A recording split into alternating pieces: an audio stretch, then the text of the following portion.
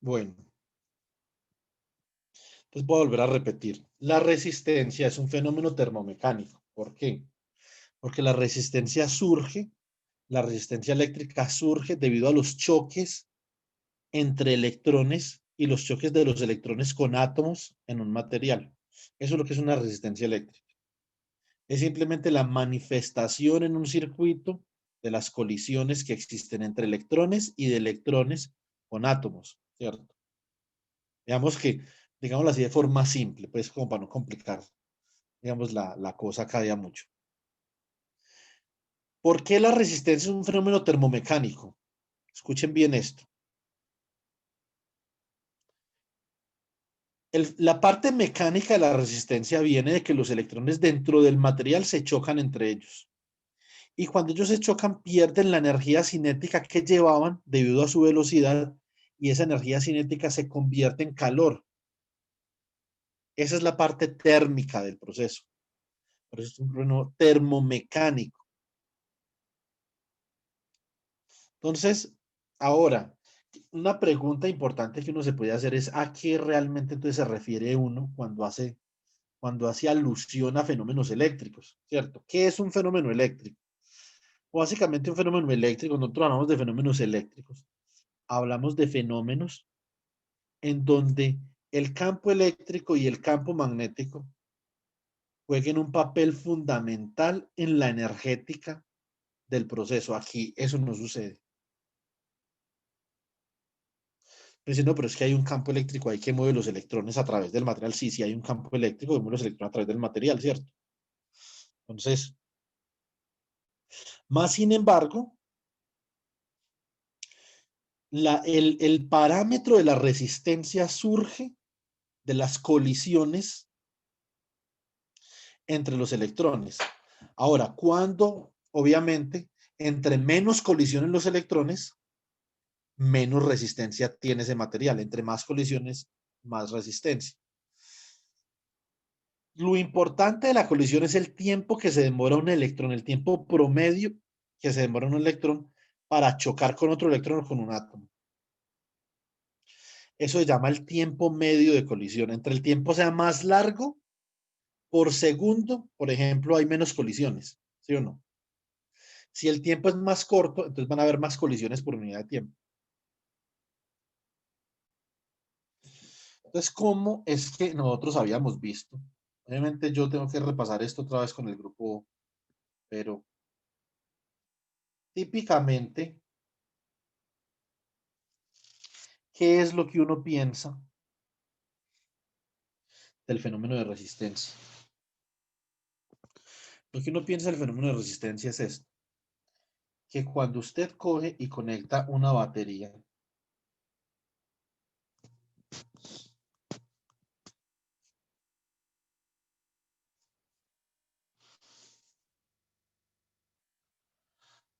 cuando usted coge y conecta una batería a este, por ejemplo, conductor, obviamente usted está aquí induciendo un campo eléctrico dentro del conductor diferente de cero.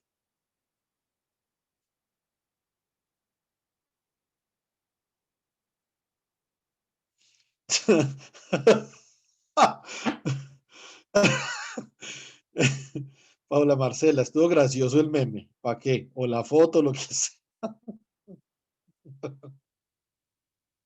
Ah, para que vea, profe, que si estamos despiertos, como sea, pero Eso estuvo muy chistoso. Está fino ese. Se lo va a mandar a un amigo.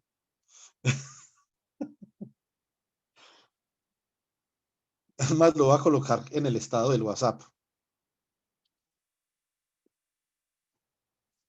Entonces, ¿qué es lo que nosotros sabemos del campo eléctrico en un conductor?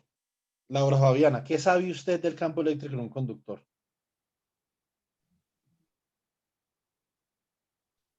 Espere, profe, déjenme ubicar.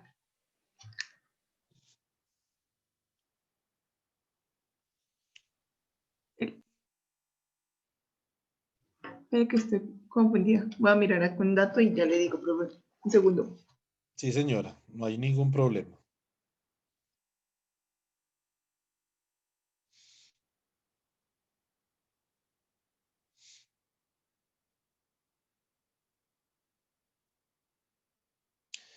Paula Jimena, usted puede responder, pero al privado. Respóndame al interno, por favor. A mí solamente. Un conductor es menos conductor. No mentiras, profe.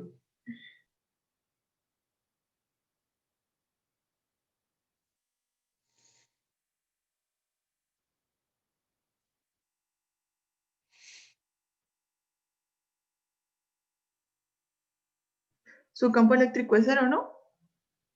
Adentro del conductor. Sí. Paula Jimena, usted ya respondió.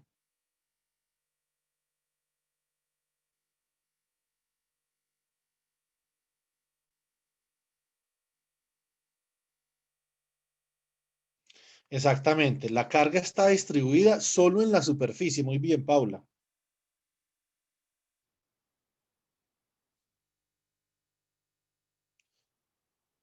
Laura dijo que el campo eléctrico dentro del conductor es cero. También es cierto. ¿Qué es lo que sucede acá? Pero la carga es cero dentro del conductor, dentro del conductor. Pero entonces, porque esto es importante, digamos no es importante uno profundizar un poco con respecto a esto.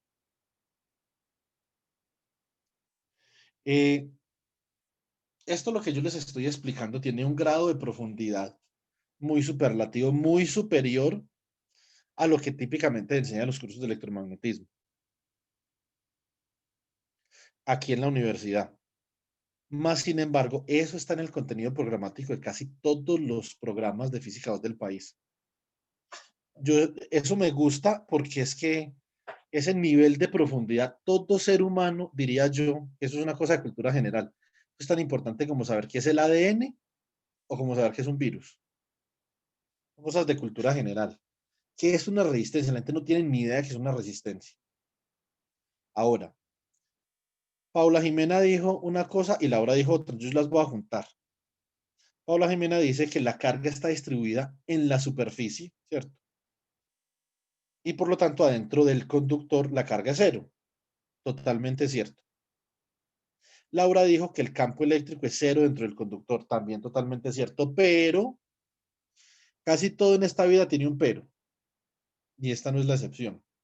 Eso es en condiciones electrostáticas, de equilibrio electrostático.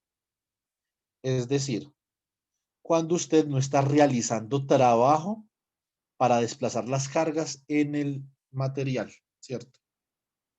Una vez usted conecta una fuente de voltaje, usted comienza a realizar trabajo para desplazar cargas y ya las cargas pasan de distribuirse en la superficie a comenzar un proceso de conducción a través del volumen del conductor. Por lo tanto, las cargas se comienzan a mover por acá. Quiero que miren una cosa acá, por favor, estén atentos con esto. Todo lo que les estoy diciendo les conviene analizarlo con un buen nivel de profundidad. Yo creo que ustedes, ya que me conocen, saben a qué me refiero, ¿cierto?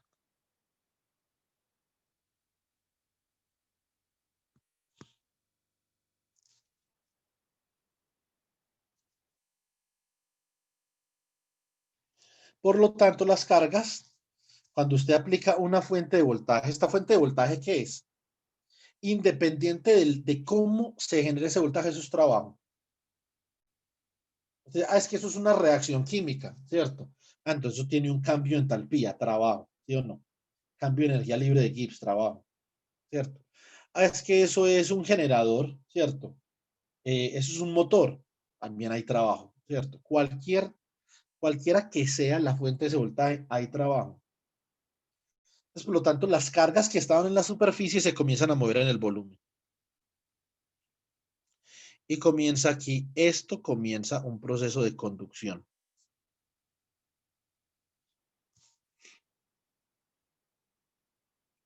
Escuchen bien lo que les voy a decir acá.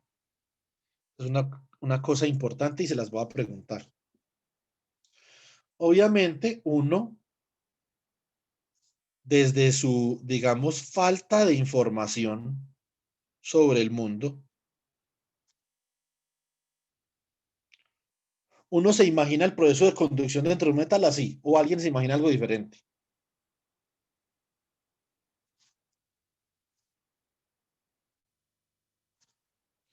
Son los electrones. ¿Será que alguien se imagina algo diferente del proceso de conducción en un metal? ¿O algo parecido a esto?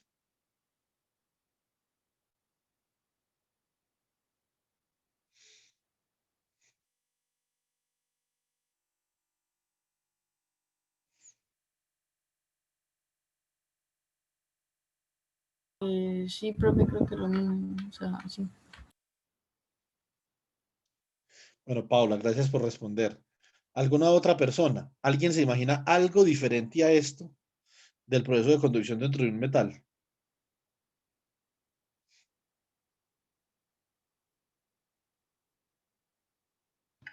No, profe, pues la verdad sí se imaginaba como algo así.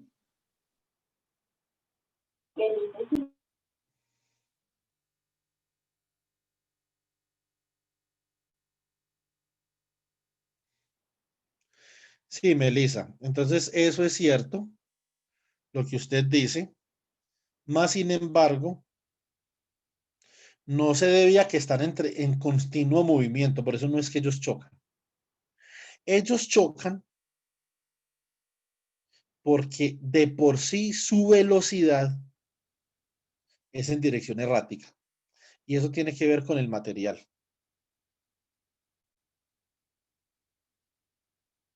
Esto no es correcto. Hay muchos libros que, digamos, que propagan esta noción. Una de las razones por las que yo escogí el libro de Física Universitaria de Sears y Szymanski es precisamente, es precisamente porque ese libro se cuida mucho de propagar falsas nociones y falsos conceptos sobre las cosas de la física para simplemente con la excusa de que los estudiantes entiendan mejor los procesos. Eso no es una excusa. Si uno no entiende las cosas como son, lo siento mucho, ¿cierto? Pero hace más daño, digamos que uno propagar un falso concepto, porque entonces le va a crear una falsa idea a los estudiantes sobre un fenómeno físico en particular. Y después, cuando lo necesiten en algún punto de su vida, les va a dar más difícil, digamos que reformatear su cerebro para pensar de manera diferente. Entonces, desde ahora vamos a comenzar a pensar en el proceso de conducción como es un proceso de conducción. No es así. Ese no es el proceso de conducción. Un proceso de conducción es así es como lo dijo Melissa, lo que pasa es que no es por la razón que dijo Melissa. ¿Cómo, Estefanía? Salí. No, profe, acá quedé viendo cómo sería un proceso, pero no sé si. ¿A qué mandó Adrián?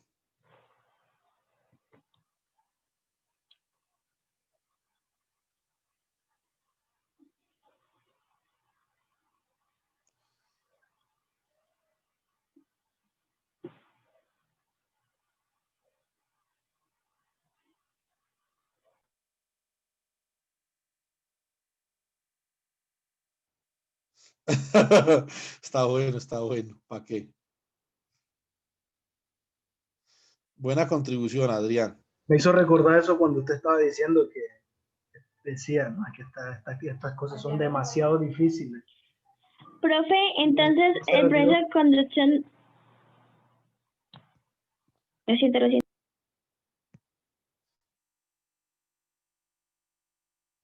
Milena, ¿cómo?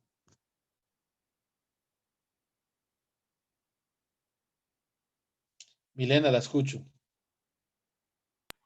No, pues es que estaba mirando, profe, cómo sería entonces el proceso de conducción, entonces no sé Es si así, sería. Milena.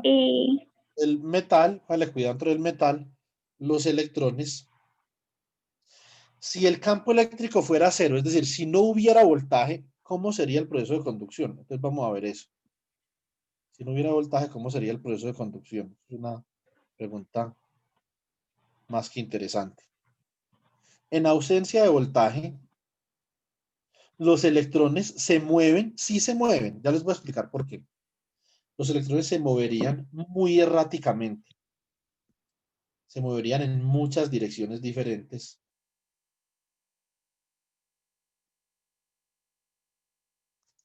y se chocarían muchísimo.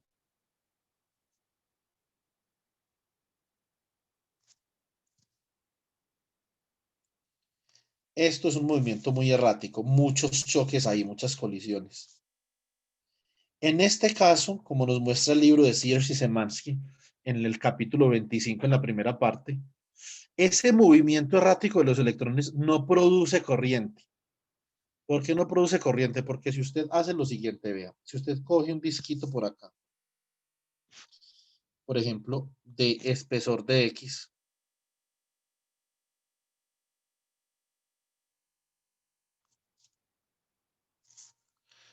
vemos que esto es un disquito, y usted analiza cuántos electrones, por ejemplo, en un intervalo de tiempo, usted analiza en un intervalo de tiempo delta T,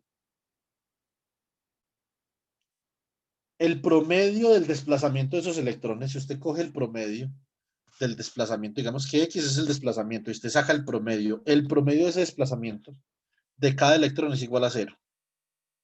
Es decir, en promedio, como los electrones se mueven erráticamente y se chocan, el electrón, por ejemplo, puede comenzar acá, se choca acá, se choca acá, se choca acá, se choca acá, se choca acá, y después termina otra vez acá. O sea que en promedio, después de un número determinado de colisiones, el electrón no va a ningún lado, ¿cierto? Esto me parece mucho, por ejemplo, a la selección Colombia, como para que me entiendan un poquito. Sí, profe, ya lo entendí. Entonces, ¿cómo hacemos nosotros ahora? ¿Por qué la falsa noción de que los electrones se mueven en línea recta, como habíamos dicho ahorita? Eso no es cierto. ¿Por qué esa falsa noción?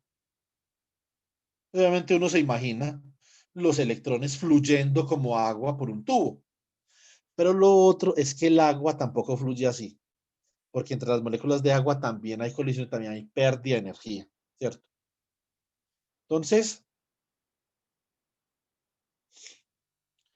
eh, esos electrones, si no hay un campo eléctrico ahí, ¿por qué están moviendo? Entonces es una pregunta muy importante y yo quiero que ustedes me respondan. O no ahora, en la sustentación. Se mueven por la temperatura.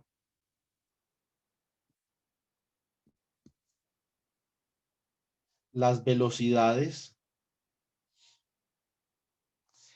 erráticas se deben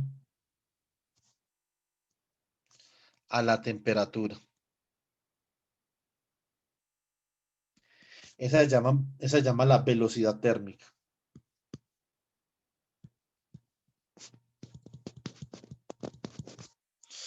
Me puedo colocar a explicar esto en un curso de electromagnetismo porque esto se supone que ustedes lo debieron haber visto en mecánica.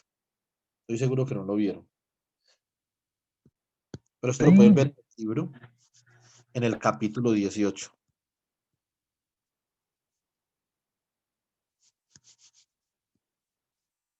Ya que esto es tema de mecánica, esto está antes del capítulo 21, tema de mecánica, ¿cierto? Velocidades térmicas, escuchen bien, hay 3, ¿cierto? ¿Eso qué significa? Si usted coge este metal acá y le comienza a medir las velocidades a cada electrón, usted puede sacar un histograma. Un histograma simplemente es la forma como se distribuyen unos datos. Entonces, por ejemplo, nosotros hicimos este ejercicio en el grupo C. A ver si me acuerdo. Vamos a hacer un histograma de estatura así, abuelo de pájaro. Adrián, 1,75 metros, ¿cierto? Sí, señor. Jesús David, a ver si me acuerdo, 1,68, ¿cierto, Jesús David? Sí, señor. Uy, Vamos a ver. profe, me le quito el sombrero. ¿Quién más sabe aquí del grupo C? Melisa, 1,64, Melisa, ¿cierto?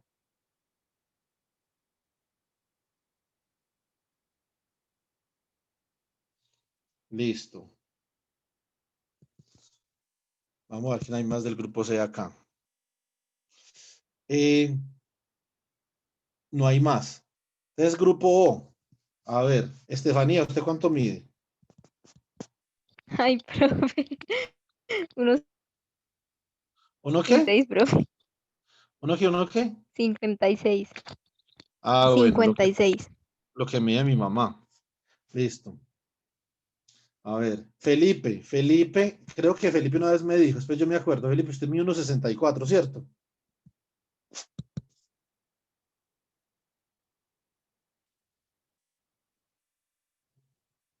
Sí.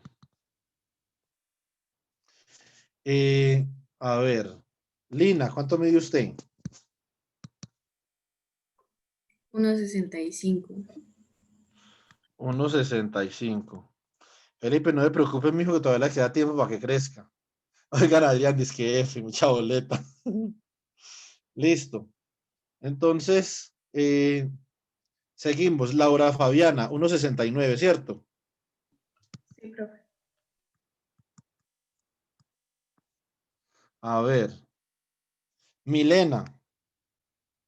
1,80. Ah, ¿cómo no? Ahí fue. 1,80, profe. Lo que pasa es que me agarré con la registradora y me quitó 30 centímetros. 25 centímetros. 1,55. Listo, vamos a ver. Después de Milena, Paula Jimena.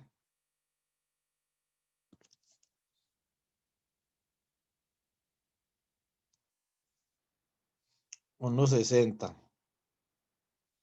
A ver. Paula Marcela, usted es alta, ¿cierto?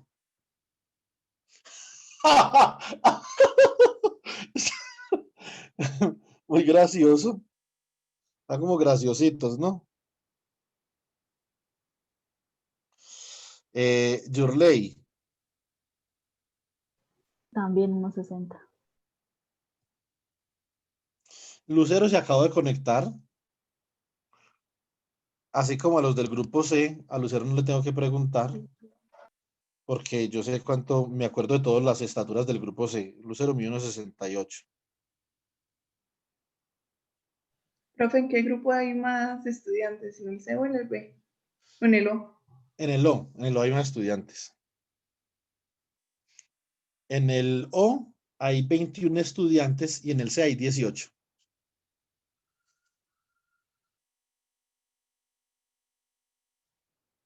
Entonces, ¿Sobrevivientes o los que estaban desde un principio? no sobrevivientes, obviamente. Entonces, miren una cosa. Dos anécdotas de acá. De todo lo que ustedes me cuenten en algún momento, yo me acuerdo. ¿Sí o no? Confirmo. No se me olvida nada. Ni la estatura, ni las embarradas en los quizzes, ni nada por el estilo.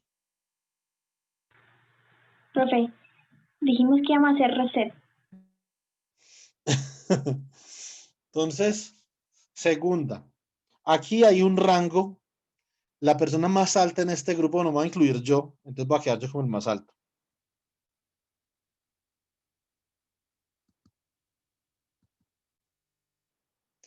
Entonces, la persona más de menor estatura es Milena. Y la persona de más estatura soy yo. Profe, me le está echando sal a la herida. No, hombre. Ahora, si yo hago un histograma de esto, ¿qué es un histograma? Es usted coger, por ejemplo, y decir acá, estatura. Y aquí, número de personas. Usted, por ejemplo, puede decir, vea como la más bajita es de 1,55 y el más alto es de 1,79. Entonces, usted puede dividir. Este va a ser su rango, por ejemplo, entre 1,55 y 1,80. Entonces, 1,60, 1,65, 1,70, 1,75. Entonces usted divide su rango y todos en estos intervalos. Vea, un intervalo, 2, 3, 4, 5 intervalos. Cada uno de esos intervalos se llaman intervalos de clase en estadística, ¿cierto? Y usted lo que hace en un histograma es contar el número de personas cuya estatura está en ese intervalo. Entre 1,55 y 1,60, ¿cuántos tenemos? A ver, tenemos 1, 2, 3, 4, 5, contando pues 1,60 ahí, ¿cierto?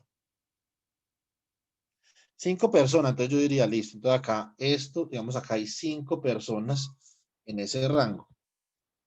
No lo voy a hacer con estos datos porque digamos que no hay suficiente gente como para hacer un buen histograma, ¿cierto? Así es como usted hace. Entonces, vamos a suponer pues que aquí hay más gente, que hay muchas otras estaturas. Pues, por ejemplo, que acá hay una cantidad de gente, no es tan común que uno mide entre 1,55 y 1,60, aunque es común, pero no muy común. Es más común la estatura entre 1,60 y 1,65. O sea que posiblemente va a haber más personas acá. Es súper común la estatura entre 1,65 y 1,70. Yo creo que es la más común acá en Colombia. No creo, profe. Sí, yo creo que sí, sobre todo para los hombres. Ah, bueno, pues ahí sí. Para las mujeres yo creo que entre 1,60 y 1,65, ¿sí o no? Entre 1,70 y 1,75 es común, un poquito menos común, muy común para los hombres, ¿cierto? Y esta estatura es obviamente un poco menos común. Y si usted dijera, bueno, 1,85, también mucho menos común, ¿cierto? Esto es un histograma. Ahora, a partir de un histograma se construye una función de probabilidad así.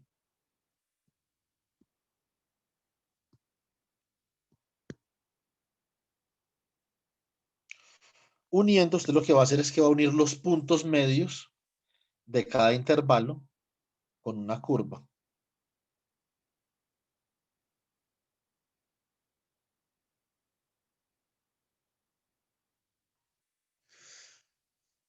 La función de probabilidad más conocida del mundo es la campana de Gauss, ¿cierto?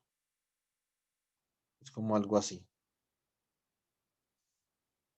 Con eso es que se hacen todas las estadísticas, por ejemplo, cuando hay elecciones, ¿cierto?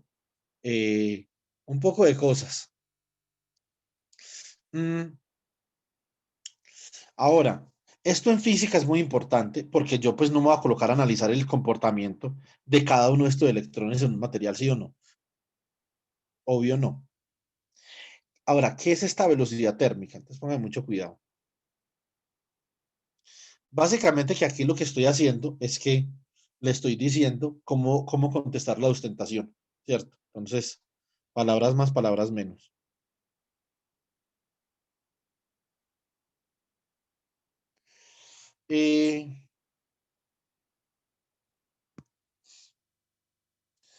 La velocidad, digamos que la velocidad térmica es lo siguiente.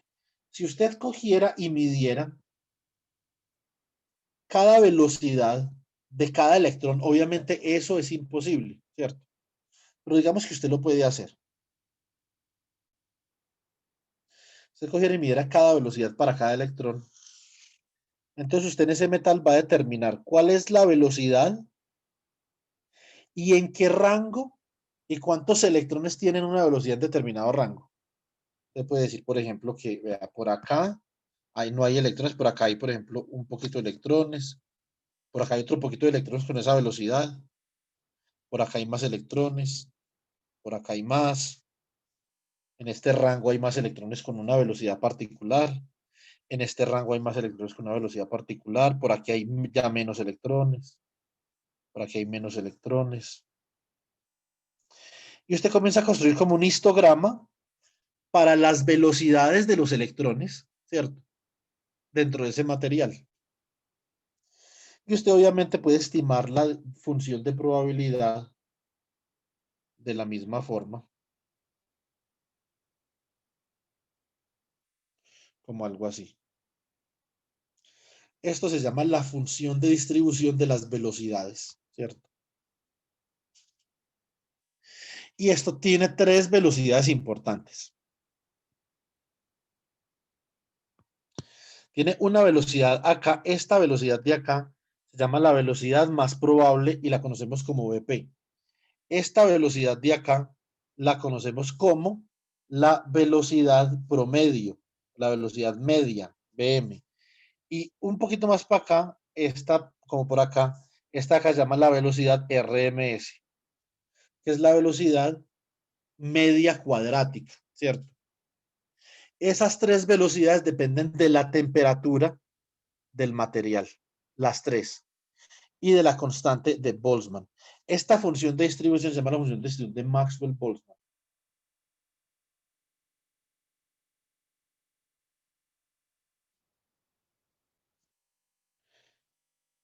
Y estas tres velocidades de acá, que son importantes dentro de la distribución de Maxwell-Boltzmann, se llaman las velocidades térmicas.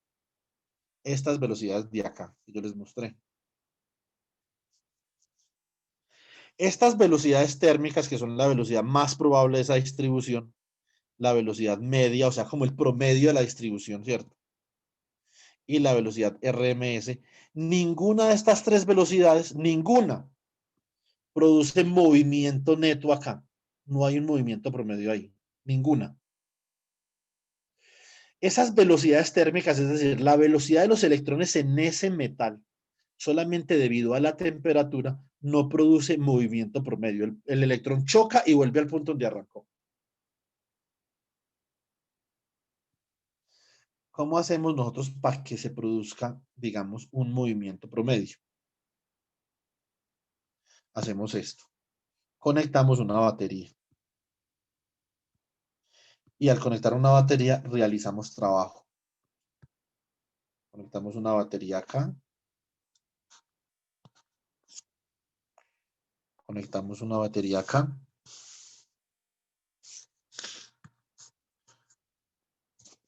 Más menos B. Esta batería realiza trabajo y entonces esto es importante y también se nos va a preguntar en la sustentación. El movimiento de los electrones no, cuando usted aplica ya, entonces esa batería acá se genera dentro del material, entonces el campo eléctrico ya es diferente de cero. No es como había dicho Paula Jimena y Laura Fabiana antes, que la carga se distribuía sobre la superficie, el campo eléctrico interno era cero, ya no. ¿Por qué? Porque ya hay una fuerza externa que está produciendo trabajo. Eso cambia las condiciones dentro del conductor. Más sin embargo, lo que pasa no es que los electrones se comienzan a mover así. Recuerden que esto es una imagen equivocada del proceso de conducción. Esto no pasa. Entonces, uno se pregunta, bueno, ¿y usted cómo sabe que eso no pasa? Muy sencillo, porque si eso pasara, todos los materiales metálicos serían superconductores a bajas temperaturas. Y no todos son superconductores a bajas temperaturas, ¿cierto? Entonces, realmente, ¿qué es lo que sucede? Lo que sucede es lo siguiente. Es que el movimiento se vuelve menos errático. ¿El campo eléctrico va en qué dirección? Ah, ahí. El campo eléctrico va en esta dirección de acá.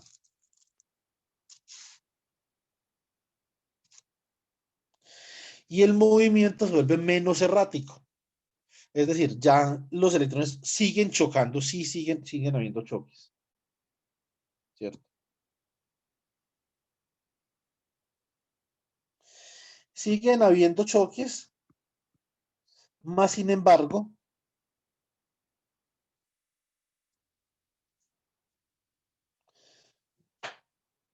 ya en promedio sí hay un desplazamiento. Ya los electrones en promedio sí se están moviendo, ¿cierto? So, por ejemplo, cuando estoy unas hormigas, yo no sé si ustedes se acuerdan, ¿ustedes han visto un hormiguero? Sí, sí, sí. Parece cuando uno ve un hormiguero, parece que las hormigas no estuvieran yendo como a ningún lado.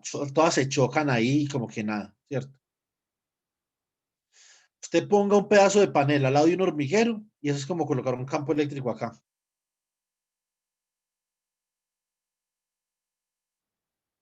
Ahí mismo todas esas hormigas se van por la panela, pero mejor dicho, ¿sí o no?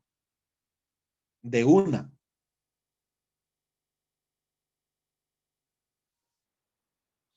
Eso es mejor dicho, coloca la panela y toda la hormiga para allá. Entonces, eso es lo que hace el campo eléctrico. El campo eléctrico va a volver el movimiento de estos electrones aquí menos errático, aunque sigue siendo errático debido a la temperatura. Ahora es menos errático. Vea que en promedio los electrones ya parece que se están desplazando en una dirección, ¿cierto?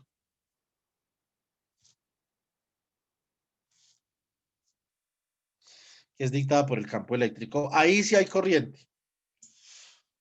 ¿Cómo pensó Paul Drude sobre este problema? Entonces él dijo una cosa, vean. Entonces Paul Drude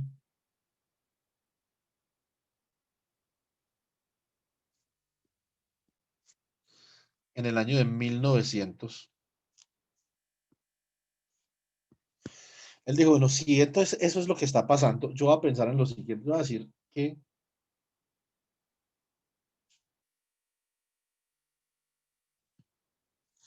voy a graficar la velocidad contra el tiempo.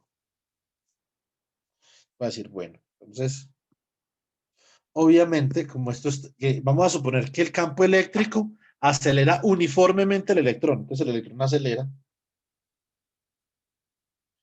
Y después de un tiempo, él choca con otro electrón. En el momento en el que él choca, póngame cuidado, por favor. Es importante. En el momento en el que él choca, él pierde toda su energía cinética. En este momento el electrón tenía una energía cinética igual a un medio de su masa por la velocidad al cuadrado.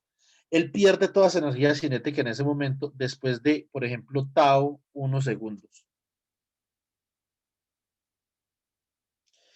Inmediatamente esa energía cinética que tenía el electrón, eso se tiene que ir a algún lado, ¿cierto? Después de que él choca. Eso, entonces se convierte en calor y se da en forma de calor.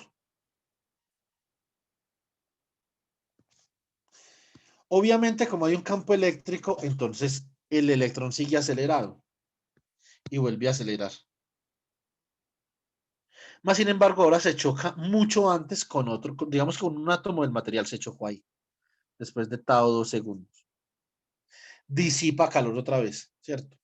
Disipa energía en forma de calor. Después, obviamente, como sigue habiendo campo eléctrico, se vuelve a acelerar. Ahora alcanza a viajar un poquito más de tiempo, pero se volvió a chocar. El tiempo en el que el electrón choca es realmente incierto. Eso es tan incierto como si, por ejemplo, nosotros estamos haciendo este experimento con los estudiantes y estamos viendo las estaturas. Adrián, Jesús, David, Melis, Estefanía, Felipe, Lina, Laura, Milena, Paula Jimena, Paula Marcela, Yurley, Lucero, Juan David. Y llega otra persona. Es incierto la persona que va a entrar al salón o la persona que se va a conectar a Zoom, cuánto mide. Hay una incertidumbre sobre la estatura de esa persona, por ejemplo. Eso vuelve a la estatura una variable aleatoria, porque hay incertidumbre sobre la próxima medida. Es como cuando usted juega con unos dados, ¿cierto? Usted primero saca un 3, después saca un 2, saca un 1. Va a volver a tirar los dados. Hay incertidumbre con respecto a qué le va a salir en el dado. No sabemos, ¿cierto? Hay varios tipos de incertidumbre. Hay dos tipos de incertidumbre. Hay una cosa que se llama incertidumbre epistémica y otra que se llama incertidumbre aleatoria, ¿cierto? Suponga una cosa. Usted, digamos que está en una casa y alguien toca la puerta y no hay ventana, entonces usted no puede ver. Usted va y abre la puerta. Antes de usted abrir la puerta, hay incertidumbre de quién está tocando la puerta. Usted no puede preguntar quién es y el otro no puede decir la vieja Inés ni nada por el estilo, ¿cierto? Les hago una pregunta. ¿Cuándo se acaba la incertidumbre?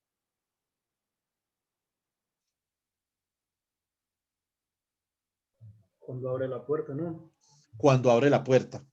Una vez usted abre la puerta, ahí está la persona que está. Digamos, por ejemplo, que Adrián viene a mi casa, yo no sé quién es, abro la puerta y veo a Adrián. En ese momento, debido a que yo gané información, yo aumenté mi conocimiento sobre el mundo, yo digamos que destruyo la incertidumbre, ya no hay incertidumbre. La incertidumbre, escuchen esto, la incertidumbre debido a la falta de información se llama incertidumbre epistémica, ¿cierto? De la incertidumbre debido a la falta de información. ¿Qué sucede, por ejemplo, si en vez de yo estar en mi casa, estoy en un club y tocan? Cada que yo abra la puerta, voy a tener una incertidumbre de quién es porque es una persona diferente porque es un club, ¿cierto? No voy a saber quién está tocando. En cambio, si por ejemplo, cada vez que yo abra la puerta de mi casa, si Adrián todavía sigue parado en la puerta, siempre que yo abra la puerta va a seguir siendo Adrián. Una vez que yo sepa que Adrián está en la puerta, si yo le siga cerrando la puerta y la vuelvo a abrir, si la vuelvo a abrir no va a ser una persona diferente, va a seguir siendo Adrián.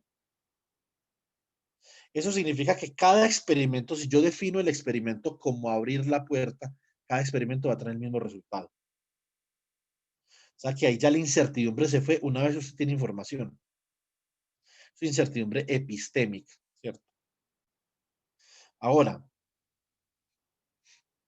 la incertidumbre aleatoria es que, por ejemplo, usted abriera la puerta y es Adrián, la cierra y después la vuelve a abrir y Adrián se convirtió en Jesús David. La cierra, la volvió a abrir y se convirtió en Estefanía, la cierra, la volvió y se convirtió en Felipe. Significa que cada experimento tiene un resultado diferente, una incertidumbre aleatoria, ¿cierto? Entonces, eso es lo que está pasando con los tiempos.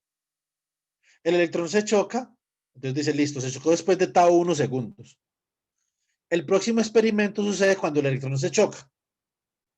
Usted mide el tiempo. Ah, ahora está a 2 segundos. Después está a 3 segundos, después está a 4. Usted no tiene forma de saber cuánto tiempo le va a tomar al electrón para volverse a chocar. Por lo tanto, el tiempo de colisión es una variable aleatoria. Hay incertidumbre con respecto al tiempo de colisión. Entonces, lo que típicamente en estos modelos se suscita es el tiempo medio de colisión, o sea, el promedio, ¿cierto? Para eso necesitamos construir un histograma de tiempos, ¿cierto? Y calcular el promedio a partir de ese histograma, el tiempo medio. ¿Qué es lo que hizo Drude? Lo siguiente, Drude definió que el tiempo medio de colisión era 2 tau. Entonces dijo, velocidad es igual a un medio de la aceleración por el tiempo. O sea, un medio. ¿Quién es la aceleración? La fuerza sobre la masa, ¿cierto? ¿Quién es T? 2 tau. O sea, este 2 con este 2. ¿Quién es la fuerza? Campo eléctrico por la carga. Y como estamos moviendo electrones, entonces va a ser la carga del electrón por el campo eléctrico por tau sobre la masa. Esta velocidad que calculó Drude, ojo, tiene un nombre particular y se llama velocidad de arrastre, ¿cierto?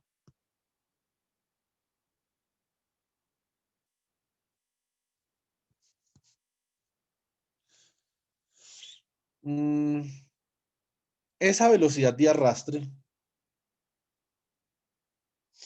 básicamente, es diferente de las velocidades térmicas de la distribución de Maxwell-Boltzmann, que son estas 3 velocidades térmicas que habíamos dicho ahorita, porque estas velocidades térmicas no producen corriente eléctrica en el conductor, es decir, no producen movimiento neto de carga eléctrica, más sin embargo la velocidad de arrastre sí. Esta velocidad de arrastre, que en inglés ustedes la encontrarán como drift, la velocidad de drift, eso también está muy relacionado con la ecuación de Nernst-Planck, el potencial de Nernst, entonces los químicos y los ambientales también, ojo por acá, este también va por el otro lado. Entonces, esta velocidad de arrastre sí produce movimiento neto de cargas. Listo. Ahora, para nosotros pensar en la corriente es una cantidad macroscópica. Nosotros podemos medir la corriente, pero microscópicamente la corriente que es simplemente electrones moviéndose por ahí. ¿Cómo podríamos nosotros pensar en la corriente? Nosotros podemos pensar en la corriente como, digamos, nosotros tenemos este disquito que tenemos acá. Este es un disquito. Este es el disco de espesor de X. En ese disco de espesor de X, por ahí, ¿cuánta carga se está moviendo por unidad de tiempo? Esa es la pregunta importante. Es cuánta carga se está moviendo por ahí. Póngame cuidado, pues. N es el número de electrones. E es la carga de los electrones. O sea, este número de electrones se está moviendo, ¿cierto? ¿Cierto? ¿Con qué velocidad se está moviendo? Con una velocidad que voy a llamar B sub D, que es la velocidad de arrastre. Que es la velocidad que produce, digamos, este movimiento de acá. La velocidad térmica no produce movimiento. ¿Qué más, digamos, nosotros podemos decir acá? Nosotros realmente podemos decir que obviamente en este, o sea, un volumen que hay ahí, se puede decir que eso es un volumen. ¿Cuánta carga hay en ese volumen? Esa es otra forma de usted preguntar eso. ¿Cuál es el volumen de ese disco? El volumen de ese disco es el área del disco por el diferencial de X, ¿cierto? Y obviamente en ese volumen hay una cantidad de carga. ¿Cuánta carga hay en ese volumen? Hay el número de electrones por la carga del electrón. Dx, ojo acá. Dx, ¿esto es qué? Esto es la carga total que hay en ese disco. ¿Quién es dx? Dx, este dx es igual a la velocidad de arrastre, que es la velocidad que produce movimiento por el tiempo que le toma a los electrones desplazarse por ahí.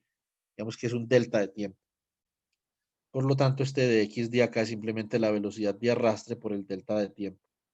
Vamos a hacer esto allí. Entonces, carga total en ese volumen. Número de electrones por la carga del electrón por el volumen, que es el área del disco por el espesor del disco. Más sin embargo, el espesor del disco lo puedo expresar como la velocidad que llevan los electrones y el tiempo que le toma a los electrones desplazarse ese espesor de X, ¿cierto? Esta carga en ese disco, como esto es un disco de dimensión infinitesimal de X, esto es una carga pequeña también, esto es un delta Q. Si yo cojo ese delta Q, es decir, la cantidad de carga eléctrica que hay en ese disco, dividido el tiempo, la pequeña cantidad de tiempo que le toma a esa carga eléctrica pasar por ese disco, esto es igual a esto es igual a el número de electrones por la carga del electrón por el área, por la velocidad de arrastre. ¿Quién es la velocidad de arrastre? La carga del electrón por el campo eléctrico por el tiempo medio de colisión, ¿cierto? Dividido la masa.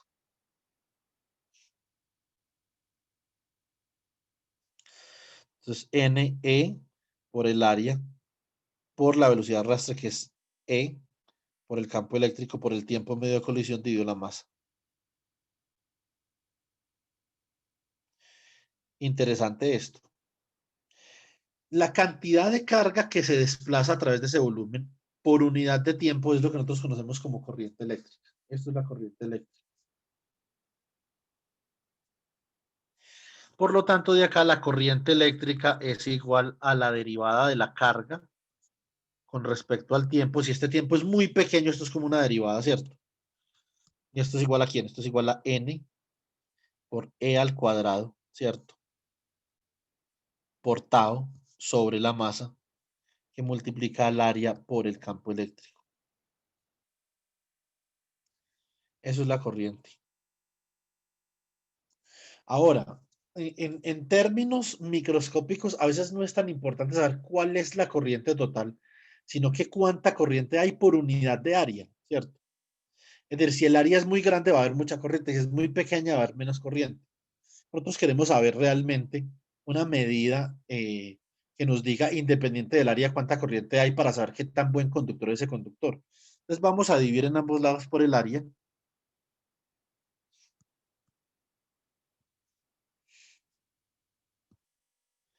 Se cancela área con área. Y esto de acá lo vamos a dividir como J. J es la densidad de corriente.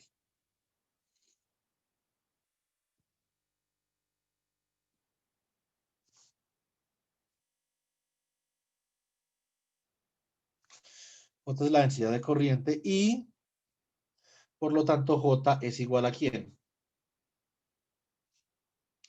N cuadrado tau sobre M.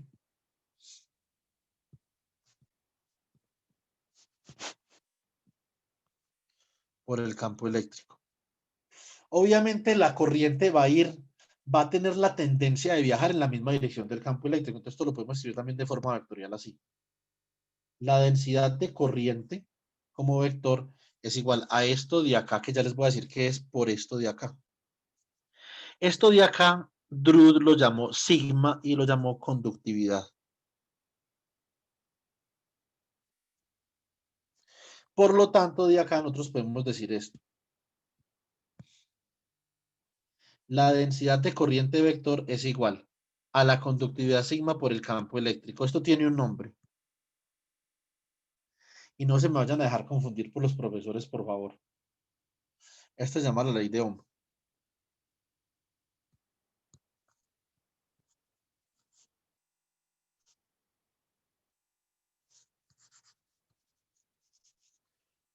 Aquí ustedes pensaban, me imagino, que la ley de Ohm era que el voltaje era igual a la corriente por la resistencia, ¿cierto?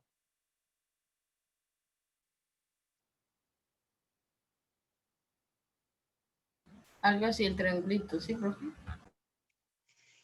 Resulta que no. Desde siempre, toda la vida. Esa se llama la ley de Ohm macroscópica o simplemente una consecuencia de la ley de Ohm. La ley de Ohm realmente es esto de acá. Esta es la ley de Ohm.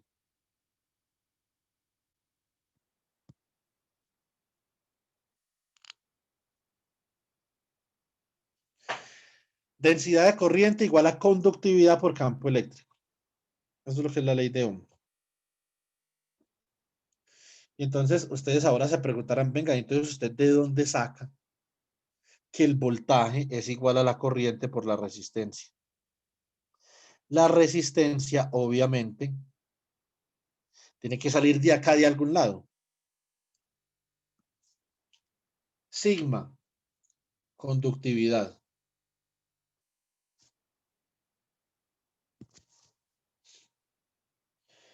Rho, resistividad. Estos son dos parámetros que dependen de qué. Esto depende del material. Rho es igual a 1 sobre sigma. Y como sigma es n cuadrado tau sobre m, o sea que Rho es igual a m, sobre ne cuadrado por tau.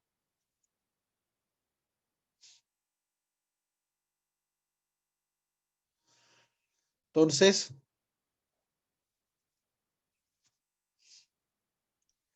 realmente, ¿qué es lo que nosotros podemos apreciar de acá? Recuerden que sigma es igual a ne cuadrado tau sobre la masa. Entre ese tiempo tau sea más largo, los electrones se demoran más en chocar. Por lo tanto, pueden transitar con más libertad en el material y su conductividad es mayor, ¿cierto? Entonces, esa es una consecuencia.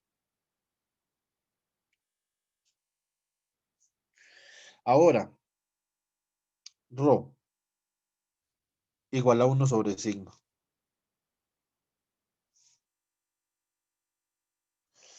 Entre tau sea más grande, menor es la resistividad, ¿cierto? Pero si tau es pequeño, la resistividad es más grande. ¿Por qué? Porque colisionan, el tiempo entre choques dentro del metal es pequeño. Colisionan mucho, eso aumenta la resistividad. Es decir, hay más oposición, entre más choquen por unidad de tiempo, hay más oposición al flujo de corriente. Estos dos, sigma y Rho y sigma, la conductividad sigma y la resistividad Rho, no vayan a confundir esto con la densidad volumétrica de carga y con la densidad superficial de carga. Acá esto se utiliza en diferente forma, ¿cierto? Entonces, en este caso, son parámetros que dependen del material. Vea, la masa es igual para todos los electrones, la carga también. acá, ¿qué es lo que cambia de material a material? Lo que cambia es el número de electrones y el tiempo que tardan ellos en colisionar. De material a material eso es distinto. Eso depende de la estructura electrónica del material, ¿cierto? Entonces, si nosotros pensamos en esto, ¿de dónde será que sale esta cosa que uno conoce como la ley de Ohm? Entonces podemos hacer esto. J es igual a la corriente sobre el área. Es igual a ¿quién? A la conductividad por el campo eléctrico. Esto no vectorialmente, sino ya escalar.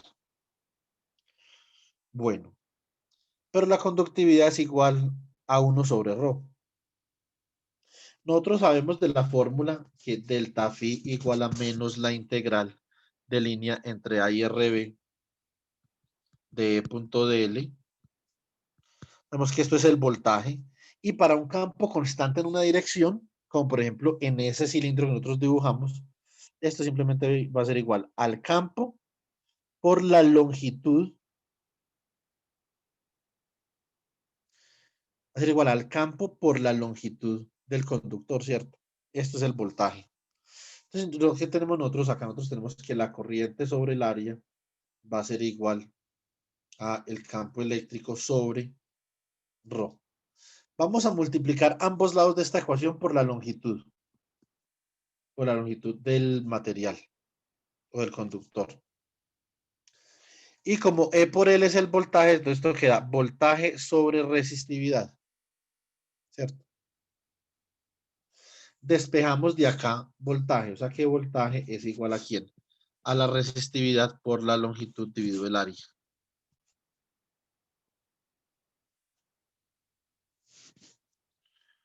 Por la corriente. Esto es para el caso de un cilindro. Para el caso de que eso no sea un cilindro, esto cambia. Esto es para el caso de un cilindro. Esto de acá es lo que nosotros llamamos resistencia. Entre más largo sea el conductor, más resistencia hay. Por eso es que ustedes ven en la calle, ustedes ven que cuando ustedes van, por ejemplo, de ciudad a ciudad, ustedes ven que las líneas cuelgan de torre a torre y después cambian de conductor. Porque entre más resistencia, entre más largo sea el conductor, más resistencia hay. Y más pérdidas de energía hay, y eso lo tiene que pagar el contribuyente, ¿cierto? Entonces, se trata de evitar que los conductores sean muy largos para que haya menos resistencia. Esto es R por I, o más bien I por R. Y esta es la ley de Ohm que nosotros conocemos. ¿Sí o no?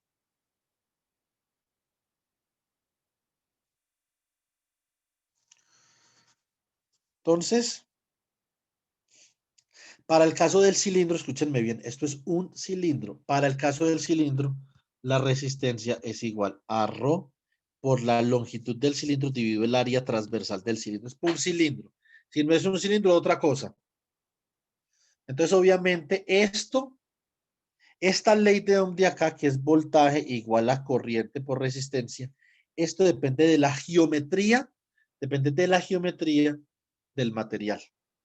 Más sin embargo, esto de acá, J igual a sigma por es independiente de la geometría del material. Esto es fundamental. Por eso nosotros los físicos hacemos referencia a la ley de Ohm como esto de acá, ¿cierto?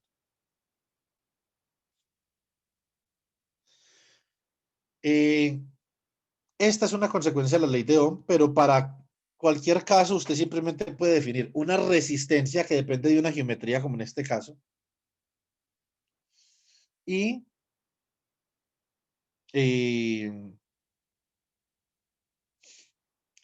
una resistencia por una corriente, ¿cierto?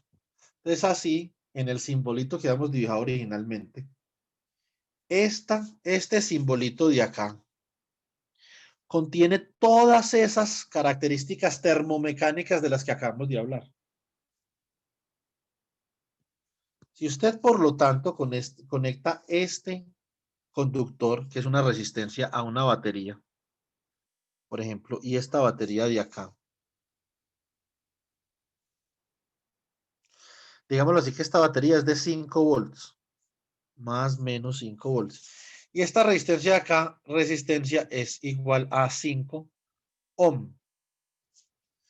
El ohm viene de la ley de Ohm, obviamente, y por el físico George ohm, ¿cierto?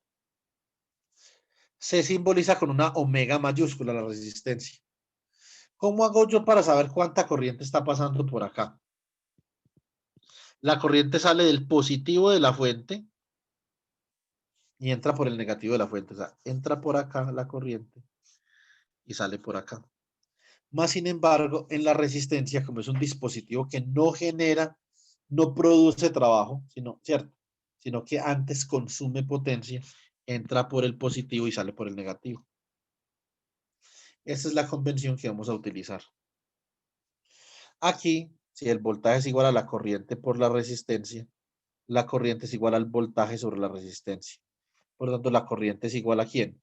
A 5 volts dividido 5 ohm. Esto es igual a un amper. El amper es la unidad para medir corriente. Entonces, esto obviamente es todo un curso bueno, yo qué sé, de lo que sea, de circuitos, la introducción a los circuitos. Pero nosotros, obviamente que nosotros comenzamos acá hablando de que esto era un proceso termomecánico, ¿cierto? Todo eso explicamos por qué, las colisiones, bla, bla, bla. Nosotros ya tenemos una imagen de esto en la cabeza, ¿cierto? Nosotros queremos hacer, escoger eso y aplicarlo acá. Y escribir esto de una forma particular, ¿cierto? Esto es una cosa bacana, esto es algo chévere, uno poder, digamos que, de alguna forma, sumergirse en esto desde un punto de vista matemático, ¿cierto? Esto no es cualquier cosa. ¿Qué es lo que pasa acá? Entonces, ¿cómo se solucionan estos chismes? Resulta que usted tiene que definir el sentido de la corriente por estas resistencias que hay en el circuito. En los circuitos nosotros llamamos una trayectoria cerrada. ¿Qué es un circuito? Es una buena pregunta. Un circuito es una trayectoria cerrada por donde circula corriente. Como ustedes pueden ver, todas estas trayectorias están cerradas. Ahora, ¿qué es una malla? Es la trayectoria cerrada más pequeña en un circuito por donde circula corriente. Malla.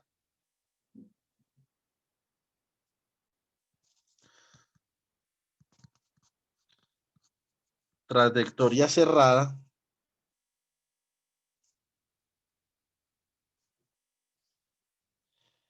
más pequeña, o más corta más bien, más corta, en un circuito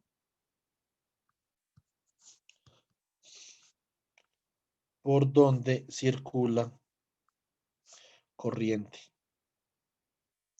Por lo tanto, esto aquí, estos 4 puntos definen una malla, ¿cierto? Vamos esto, A, B, C, D. A, B, C, D, entonces malla, se puede decir que esto es la malla A, B, C, D, A, ¿cierto? Digamos que este punto de acá es E. Como este punto C de acá es este mismo punto, ¿por qué? Porque entre ellos no hay resistencia, esto simplemente es un conductor. O sea que eléctricamente es el mismo punto, ¿cierto? El voltaje aquí es 0. No se necesita diferencia de potencial para usted mover una carga en esta dirección porque no hay ninguna resistencia. Entonces usted puede decir que la otra malla es la malla B, E, C, B. Por lo tanto, este circuito tiene 2 mallas.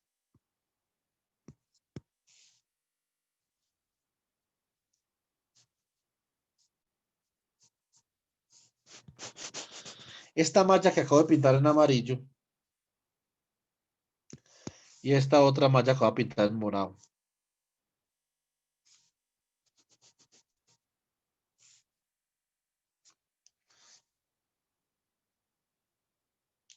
Entonces, esto es lo básico para uno poder aprender a resolver esto. Ahora, ¿cómo se resuelve eso? Primero que todo, antes de uno resolver algo, es lo que yo, digamos, les he insistido mucho con las competencias que yo evalúo en el curso, es primero hay que aprender a identificar el problema. o interpretarlo. Usted interpreta una situación y con eso identifica un problema. Esas dos, ese conjunto de competencias, digamos que va ligado el uno al otro. Interpretar, argumentar y proponer va ligado a observar, describir, narrar y va ligado a identificar, formular, resolver y concluir, ¿cierto? Entonces, vamos a ver el conjunto de competencias de interpretar, argumentar y proponer.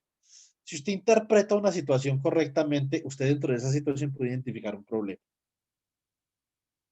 Una vez usted identifica un problema, puede formular una metodología para resolverlo, ¿cierto? Y en el proceso de resolución, usted está argumentando el porqué de la metodología, ¿cierto? Cuando usted concluye, el concluir es el propositivo, ¿cierto? Pues ahí está proponiendo, ahí está trabajando la competencia de la proposición, ¿cierto? Entonces, argumentación, interpretación, argumentación, proposición. Entonces, ¿qué es lo primero que tenemos que hacer acá? Lo primero que hay que hacer en este circuito que nosotros tenemos acá es saber identificar qué es lo que hay que hacer. Entonces, ¿cuál es el problema a resolver? El problema a resolver en este circuito es hallar las corrientes por las resistencias. Entonces, hallar, más bien determinar, ¿cierto? Determinar las corrientes por las resistencias.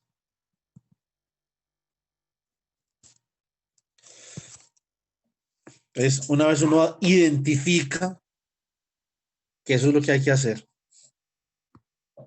eso puede no ser claro en un enunciado, puede que usted tenga que identificar algo para poder, digamos, usted tener claridad al respecto. Una vez usted dice, listo, como yo tengo que hallar las corrientes, dice, ¿qué me permite a mí cuando yo tengo que hallar una corriente por cada una de estas resistencias? ¿Cierto? Acá. Esta resistencia de acá también.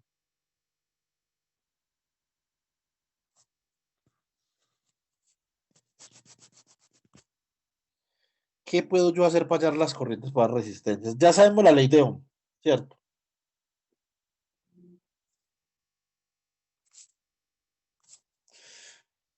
Lo primero que se hace es que ustedes simplemente dicen lo siguiente, vean.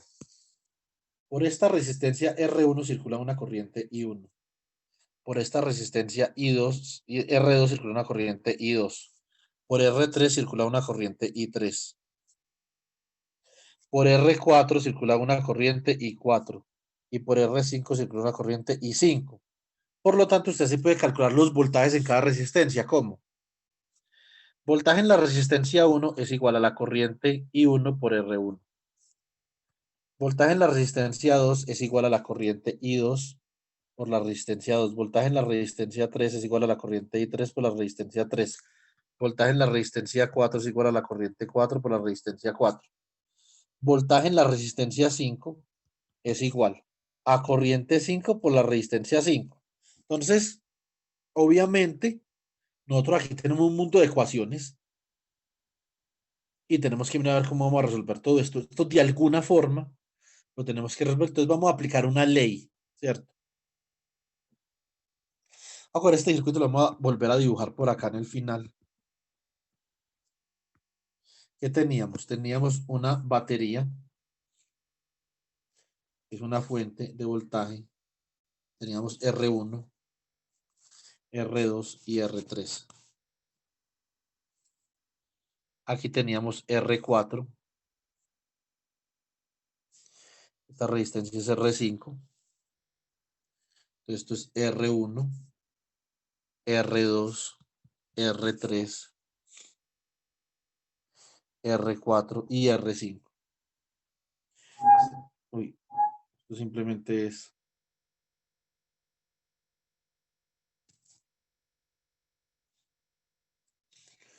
Bueno, el voltaje. Entonces, obviamente, volvemos a dibujar todo.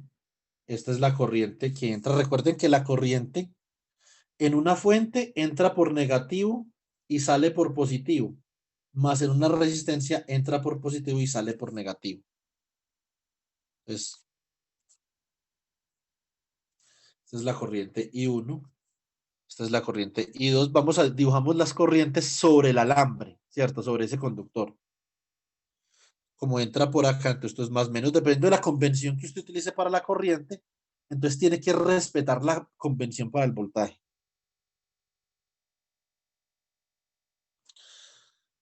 Si usted escoge esta como I3, entonces por lo tanto entra por positivo y sale por negativo. Entonces esas son las convenciones para los voltajes. Esto es BR1, esto es BR2, aquí es BR3. Si usted escoge la corriente, esta corriente por acá entrando a R4, por lo tanto esto es más o menos BR4 porque la corriente entra por el positivo y sale por el negativo. Usted dice que la corriente aquí I5 tiene esa dirección, entonces entra por el positivo, sale por el negativo, o sea que esto es más o menos BR5. ¿Qué es lo que uno tiene que hacer ahí? Para uno poder, digamos, que negociar la solución de este tipo de cosas. Con las herramientas que uno tiene que aplicar una cosa. En este caso particular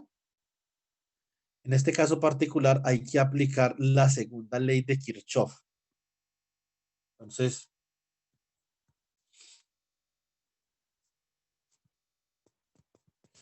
segunda ley de Kirchhoff. ¿Cierto?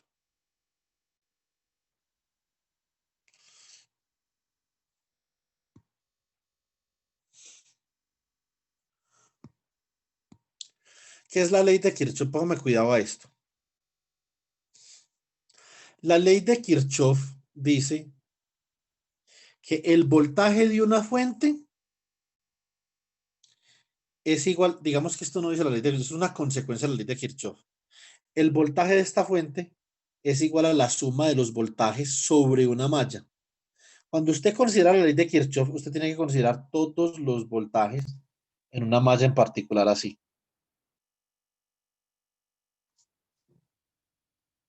Eso tiene obviamente un origen desde el punto de vista del electromagnetismo, que no voy a discutir acá porque acá nos quedaríamos por ahí 2 años. Pero, ¿qué es lo que se hace acá? Usted comienza a recorrer la malla así, usted recorre esto así, vea, usted recorre, comienza por acá y recorre, se encuentra un dispositivo del circuito. Usted está entrando aquí por menos y está saliendo por más, ¿cierto? Si usted entra por menos y sale por más, entonces escribe acá, menos B. Sigue recorriendo el circuito. Vamos a recorrer el circuito como está. Estamos como haciendo un tour por Disneylandia, ¿sí o no? Recorremos el circuito y acá nos encontramos con un más y salimos por acá con un menos. Aquí pasamos de menos a más, escribimos menos B, pero acá pasamos de más a menos, entonces escribimos más BR1. Seguimos por acá, vamos a recorrer la malla. Aquí nos encontramos con un más menos BR2. Como va de más a menos, escribimos más BR2. Seguimos recorriendo la malla. Aquí nos encontramos con un más.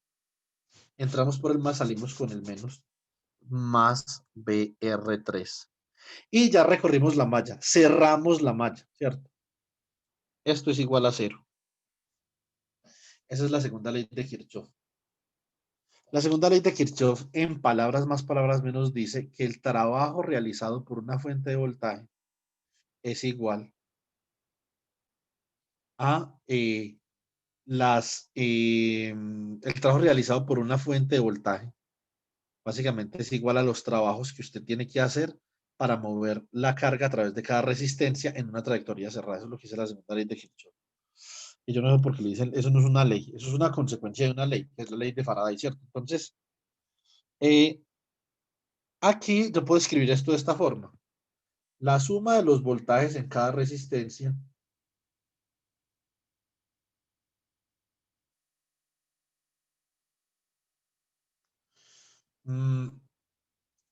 sí, Paula, esa es la ley de Kirchhoff. Lo que pasa con eso es que eso no es una ley, ¿cierto? Pero pues le dicen así por alguna razón que yo no entiendo.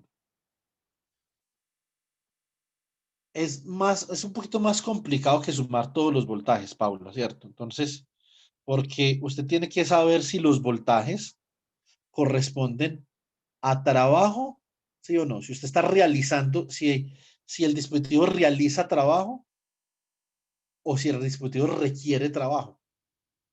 Entonces, ese es el punto esencial. Si el dispositivo realiza trabajo, usted tiene que colocar un signo menos. Y los dispositivos que realizan trabajo tienen corriente que entra por el menos y sale por el más. Para usted mover una carga eléctrica por acá a través de esa resistencia, moverla así, necesita que aplicar trabajo para poder mover eso ahí. Ese trabajo obviamente viene de la fuente de voltaje y es igual a la diferencia de potencial a través de la resistencia que es BR1. ¿Sí o no? Y eso es igual a la corriente por la resistencia, según la ley de Ohm o la consecuencia de la ley de Ohm. Entonces, lo que yo diría más bien es que las caídas de potencial, ¿cierto? O la suma de las diferencias de potenciales en una trayectoria cerrada son iguales al trabajo realizado por una fuente para mover las cargas a través de el circuito dividido la carga eléctrica. Eso es lo que yo diría, ¿cierto? Ahora, obviamente en los libros, pues uno encuentra las definiciones, pero yo quiero que ustedes sean profundos, que ustedes profundicen con las cosas, que entiendan bien las cosas, que se enseñen a ser profundos y se enseñen a ser quisquillosos con la información. Que ustedes tengan como ingenieros un grado de profundidad muy superior al de sus colegas. Si nosotros vamos, digamos que a decirlo como lo dice toda la gente, entonces sí, la suma de los voltajes en una malla es igual a cero, ¿cierto? Esa es la segunda ley de Kirchhoff. Uno va a entender qué es lo que está pasando. Hay una fuente de voltaje aquí que está produciendo trabajo para que la carga se pueda desplazar a través de todas las resistencias. El trabajo, la suma de los trabajos requeridos para usted desplazar la carga a través de todas las resistencias es igual al trabajo realizado por la fuente de voltaje. Eso es lo que yo diría. Uno entender bien qué es lo que está pasando. Ahora, entonces, esta es la segunda ley de Kirchhoff en la malla. ¿En cuál malla? Habíamos dicho ahorita que esto era A, B, C y D. O sea, en la malla A, B, C, D, A. Ahora vamos a ver, en la otra malla. En esta malla no hay fuente de voltaje, ¿cierto? Pero también tenemos que recorrer el circuito de esa misma forma. Entonces pónganle, por eso es que a mí no me gusta decir la suma de los voltajes, tal cosa. Entonces ponme a entender qué es lo que sucede acá. Acá no hay voltaje, ¿cierto? No hay una fuente de voltaje, pero igual, esta resistencia R2 que hay ahí, realmente termina realizando trabajo sobre las otras resistencias. Vamos a ver. Vamos a recorrer la malla por acá. Comenzamos acá. Esta es una malla BEC, por ejemplo. Aquí nos encontramos con ¿quién? Más BR4 porque entramos por el positivo y salimos por el negativo. Entonces eso es más BR4. Seguimos. Aquí seguimos recorriendo la malla, nos encontramos con el positivo y salimos por el negativo. O sea que también es más BR5. Aquí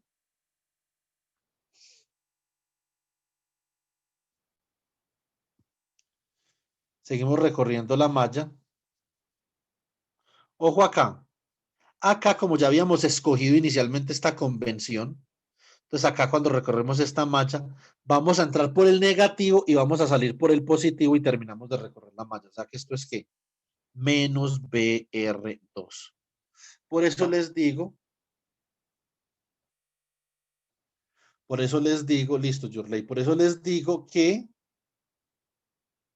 esta resistencia R2 termina realizando trabajo para desplazar las cargas a través de R4 y R5, ¿cierto? Entonces, y esto es igual a 0. Eso significa que BR4 más BR5. Ya va a acabar, chicos. Segundo. Menos BR2 es igual a 0. ¿Y esto en qué malla? La malla B, E, C, B, ¿cierto? B, E, C, B. Por lo tanto, tenemos dos ecuaciones de voltaje. Tenemos esta ecuación de acá. Y tenemos esta ecuación de acá. De las dos mallas. Pero nosotros ya sabemos, habíamos visto quiénes eran los voltajes. Entonces los vamos a escribir acá. BR1 es igual a la corriente I1 por la resistencia 1. BR2 es igual a la corriente 2 por la resistencia 2. BR3 es igual a la corriente 3 por la resistencia 3. BR4 es igual a la corriente 4 por la resistencia 4. BR5 es igual a la corriente 5 por la resistencia 5. ¿Cierto? Entonces,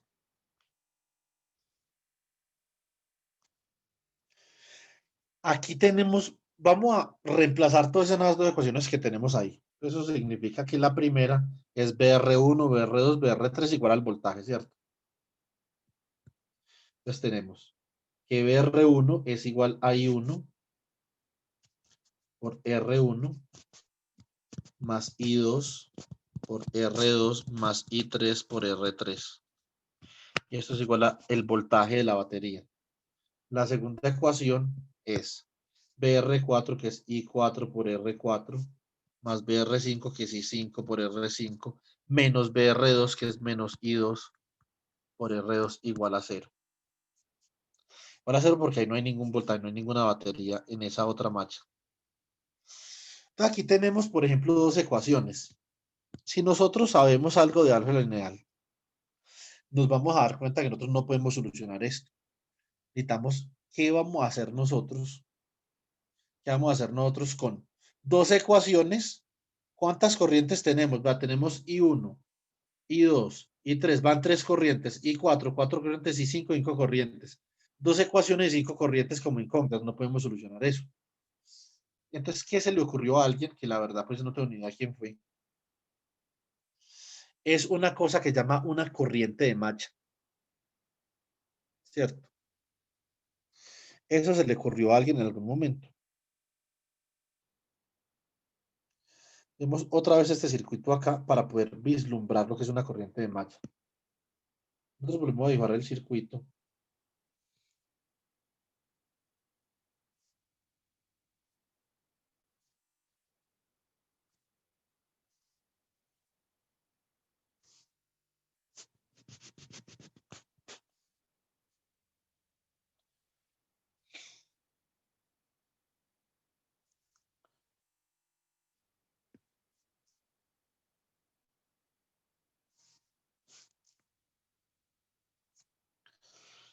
R1, R2, R3, R4, R5. Entonces, habíamos dibujado las corrientes. Esta era la corriente que entraba por I1. Esta era la corriente que entraba por I2. La corriente que entraba por I3. La corriente que entraba por I4. Y la corriente que entraba por I5. Como tengo dos mallas, para yo reducir el número de variables en las ecuaciones, yo tengo que convertir esas 5 corrientes en 2 corrientes. Eso es, digamos, que ese es el alma del método de las corrientes de malla.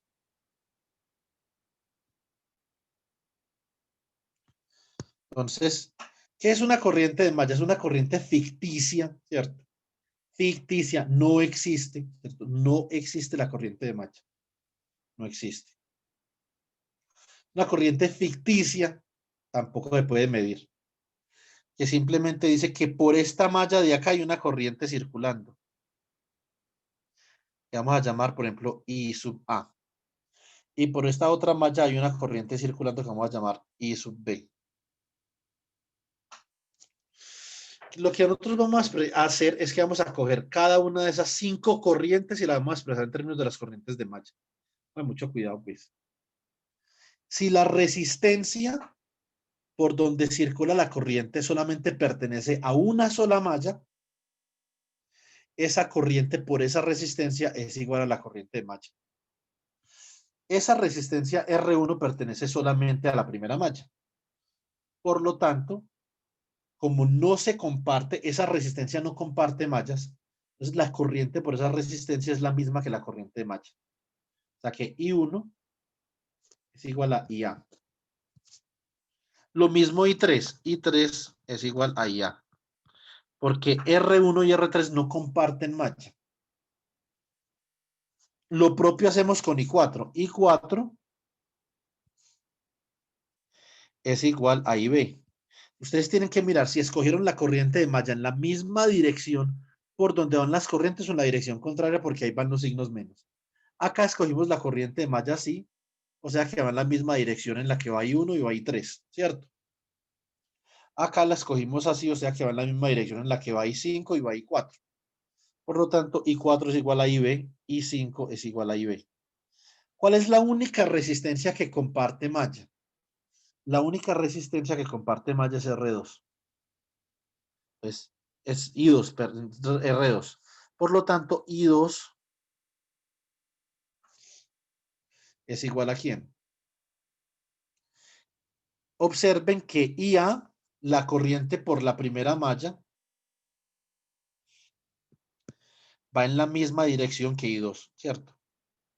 Por lo tanto, I2 es igual a más IA, más sin embargo, IB va en la dirección contraria a I2. Por lo tanto, I2 es igual a IA menos IB, porque en esa resistencia se restarían las corrientes si comparten malla.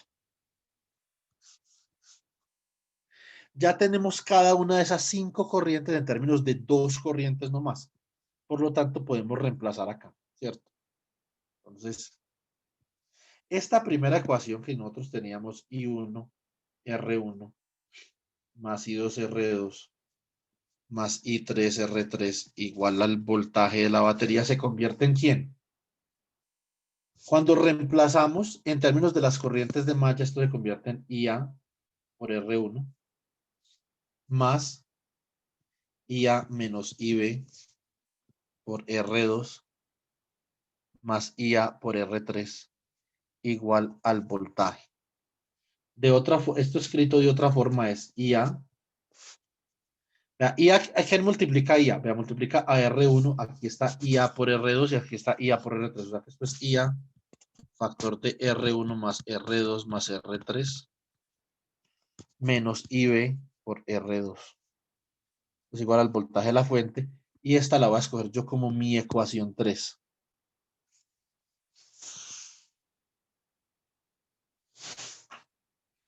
Vamos a hacer lo propio con esta otra ecuación de acá, que es la ecuación 2. Entonces, con la ecuación 2 tenemos, era I4 por R4 más I5 por R5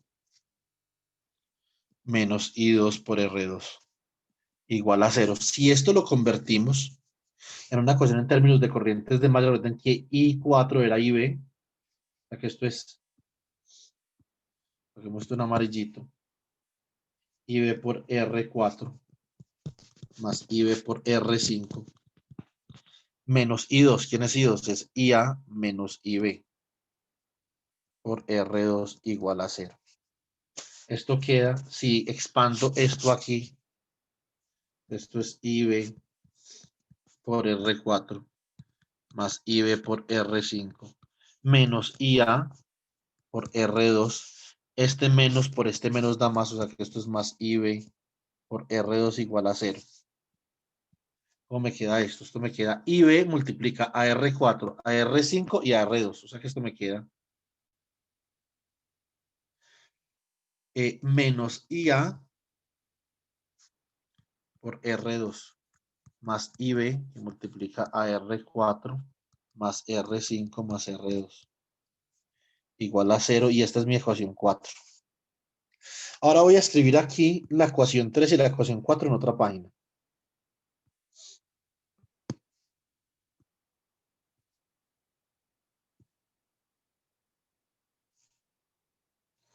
La ecuación 3 y la ecuación 4 lo voy a escribir en otra página. Que entonces esto sería IA que multiplica R1 más R2 más R3 menos IB por R2 igual al voltaje de la batería, ¿cierto?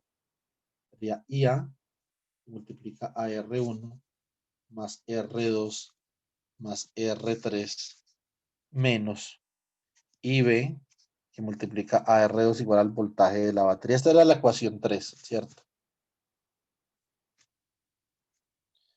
Y la ecuación 4 era IB multiplica a R2 más R4 más R5 menos IA que multiplica a R2 igual a 0. Esta es la ecuación 4. Si ustedes recuerdan bien álgebra lineal, y esto es lo que les acabo de enseñar, obviamente yo voy a repasar esto en clase y todo eso, pero, digamos, esto es una asesoría. Entonces, yo profundizo más en la asesoría. Excelente, Paula Marcela, excelente. Eso es lo que hay que hacer. Hay que expresar esto como un sistema de matrices, como un sistema matricial. Entonces, esto es como una matriz acá.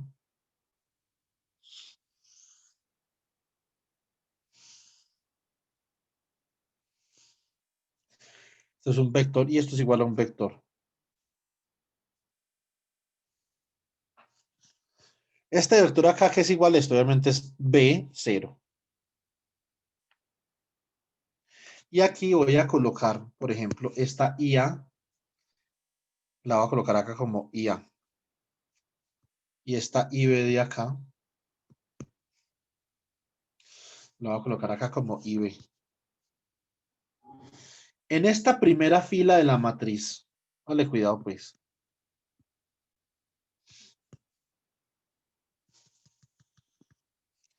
En esta primera fila de la matriz, acá va la segunda fila de la matriz, la primera fila de la matriz. Este primer término de acá es el término de la primera fila que multiplica a IA, ¿cierto?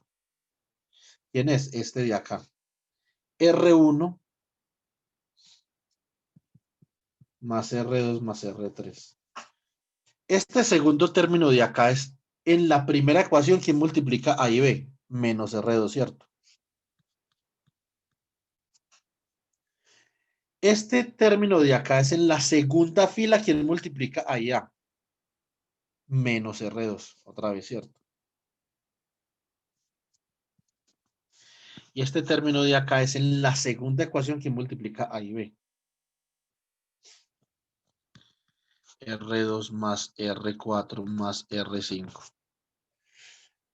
Esta es la matriz que yo obtengo a partir de la aplicación sistemática de la segunda ley de Kirchhoff a un circuito resistivo. Ojo acá. Ojo esto, muy importante.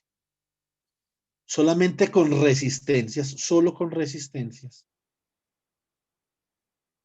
Y sin fuentes dependientes de voltaje o de corriente. Es decir, esto es un circuito, como un circuito básico, ¿cierto? Donde las fuentes que hay son simplemente o fuentes de voltaje normales o fuentes de corriente normales. Porque hay otras fuentes de voltaje y de corriente que llaman fuentes dependientes. Eso no, obviamente uno puede aplicar este método para a un circuito con ese tipo de fuentes, más sin embargo lo que les voy a explicar aquí no aplica. Toda matriz, siempre recuerden esto, cuando ustedes tengan un problema y ese problema resulte en un problema con matrices, toda matriz es un sello de la simetría de algún problema. La matriz realmente es como una señal que le dice a uno cuáles son las simetrías o cuáles son, digamos, las formas como dentro de el problema que usted está solucionando las cosas interactúan o se comunican. Eso es algo muy importante, una matriz, por eso realmente nosotros queremos utilizar matrices. Entonces yo vuelvo a escribir ese sistema, pero ahorita pues ya sin tanta parafernalia. Entonces esto sería R1 más R2 más R3. Sería menos R2, sería menos R2. Ahora esto sería R4, perdón, coloquémoslo así más bien. R2 más R4 más R5. y A y B.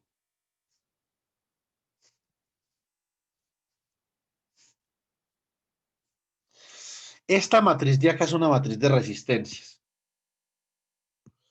Yo podría escribir esto de acá como simplemente una matriz R, esto de acá como un vector de corrientes I, y esto de acá como un vector de voltajes B, ¿cierto? Que esto queda como el idioma I. Vector de voltajes V igual a matriz de resistencias R por vector de corrientes I. Simplemente invirtiendo esa matriz yo puedo calcular las corrientes sin ningún problema, ¿cierto? Invertir una matriz de este es sumamente sencillo. Entonces simplemente cambia la posición de los elementos de la diagonal y a los elementos por fuera de la diagonal les cambia de signo y ya. Y lo divide por el determinante de la matriz. Eso es lo que es una inversa de una matriz 2×2, ¿cierto? Entonces, ¿qué es lo que yo les quería mostrar? La simetría de esta matriz. Observen una cosa. Esta matriz es una matriz simétrica, porque si usted cambia filas y columnas, la matriz no cambia. Es decir, esta matriz que hay acá cumple con que la matriz de resistencia es igual a la matriz de resistencia transpuesta. Eso tiene que ver con que el circuito solo tiene fuentes de voltaje comunes y corrientes y elementos resistivos. Los circuitos que tienen esa característica pueden escribir así en términos de matrices simétricas. Ahora, ¿cuál es la simetría que yo quiero que ustedes vean? Pónganme cuidado. El primer término de la diagonal, que está asociado con la corriente IA, contiene las resistencias, la suma de las resistencias por donde pasa IA. Póngale cuidado. ¿Por dónde pasa esta corriente IA? Vea, esta corriente IA pasa por R1, por R2 y por R3. Vea, R1 más R2 más R3. Vamos a ver por dónde pasa la corriente IB. La corriente IB pasa por dónde? Por R2, por R4 y por R5. O sea que el otro término de la diagonal simplemente es R2 más R4 más R5. Cuando nosotros tenemos simplemente circuitos resistivos con fuentes de voltaje, y obviamente con capacitores e inductores también. Lo que pasa es que ya no es una matriz de resistencia, sino que se llama una matriz de impedancia. Pero aplica el mismo concepto. Cuando tenemos obviamente entonces solamente elementos como resistencias, inductancias y capacitancias. Los elementos de la diagonal, en el problema obviamente de corrientes de malla, ojo, problema de corrientes de malla, no cualquier problema. Si lo solucionamos como corrientes de malla, porque si lo solucionamos por voltajes de nodo es distinto. Entonces, en el problema de corrientes de malla, los elementos de la diagonal son la suma de las resistencias por donde pasa la corriente correspondiente. Y los elementos por fuera de la diagonal, entonces son los elementos, tienen signo negativo, son los elementos que comparten malla. Este elemento R2 comparte corriente malla IA y IB. Y lo mismo este. Sin yo hacer absolutamente nada, yo hubiera podido hacer esto. Simplemente sabiendo que la simetría del circuito se ve reflejada en esa matriz. Y listo. Entonces, por ejemplo, ustedes en un quiz les sale esto. Un quiz les dice a ustedes, vean.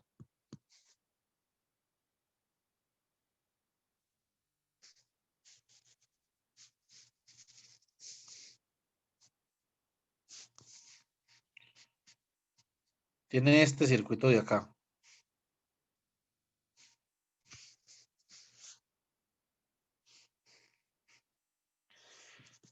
R1, vemos R2 acá, R3, R4, R5, R6 y R7. Le dice usted, calculen las corrientes de malla acá, o sea, para después obviamente calcular las corrientes, porque una vez usted tiene las corrientes de malla y ahí ve, entonces tiene que devolver a calcular las corrientes por cada elemento que están acá, y 1, y 3, y 4, 5 y 2, ¿cierto? Estas son las que sí se pueden medir. Las de malla no. Son estas y 1, y 2, y 3, y 4, y 5 las que se pueden medir. Entonces, pues le dicen a usted, vea, le doy ese circuito. Entonces usted se va a colocar a hacer la ley de Kirchhoff sabiendo que eso solamente tiene resistencias y una fuente de voltaje. No, no hace la ley de Kirchhoff. Breve la vuelta. Esto es más o menos B. Escoge, vea, corriente de malla por acá. Y A. Corriente de malla por acá. Y B. Corriente de malla por acá. Y C. ¿Cierto? Entonces usted escribe. Vector acá, vea, tengo un vector de 3 corrientes. Y A, y B, y C. Matriz de resistencias. ¿Por dónde pasa la corriente IA?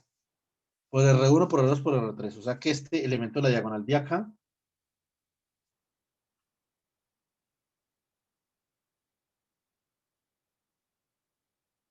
listo, Paula Jimena, gracias. No hay que hacer ni siquiera eso. Sí, Paula, tiene toda la razón. O sea, si usted lo quiere hacer paso a paso, sí. Lo que yo les quiero enseñar es que impriman la simetría del circuito en esta matriz. Entonces, ¿por dónde pasa IA? Por R1, R2, R3. Simplemente el primer elemento de la diagonal es R1 más R2 más R3. ¿Por dónde pasa IB? Por R4, R5, R6 y R2. Entonces, el segundo elemento de la diagonal sería R2 más R4 más R5 más R6, ¿cierto? ¿Por dónde pasa? ¿Por dónde pasa IC? Pasa por R6, por R7 y por R3. Entonces, R3 más R6 más R7, ¿cierto? Aquí. Tercer elemento de la diagonal, R3 más R6 más R7. Ahora los elementos por fuera de la diagonal. Vale, cuidado. ¿Quién comparte malla? R2 comparte la corriente malla IA y B.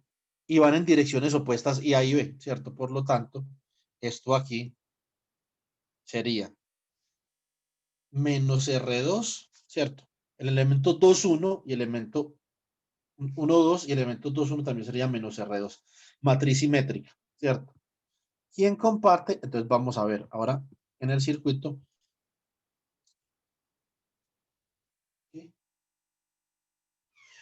En el circuito, entonces las corrientes de malla IB y IC las comparte R6, ¿cierto? Entonces, y van en las direcciones opuestas, ¿sí o no? Por lo tanto, es el elemento, o sea, B y C, o sea que el elemento de acá. Este es menos R6 y este elemento de acá también es menos R6, ¿cierto? ¿Y quién comparte la malla IA y IC? R3. Y en dirección opuesta, las corrientes, vea que van en dirección opuesta, ¿cierto?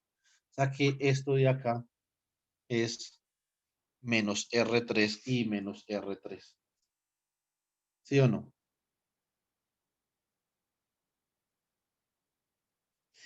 Y esto simplemente va a ser igual a el voltaje en la primera malla, el voltaje en la segunda malla que es 0, la fuente, y la tercera malla también es 0. Si hubiera fuentes de voltaje, pues entonces irían ahí. Esto lo hicimos en segundos. Vamos a poner a escribir la ley de Kirchhoff. Esto tiene una simetría que la podemos imprimir en esta matriz de acá. No hay que escribir nada, ninguna ley de Kirchhoff ni nada de eso, ¿cierto? Entonces, es una forma rápida de hacer esto. Otra, estas matrices tienen unas propiedades importantes para que usted se dé cuenta si el problema le dio bien o no. No solamente que la matriz es simétrica, ¿cierto? Es que la transpuesta de esta matriz es igual a la misma matriz, sino lo siguiente. Entonces la transpuesta, vea, este elemento es igual al traspuesto. Este es igual al traspuesto. Este es igual al traspuesto, ¿cierto? Los elementos de la diagonal son la suma de las resistencias.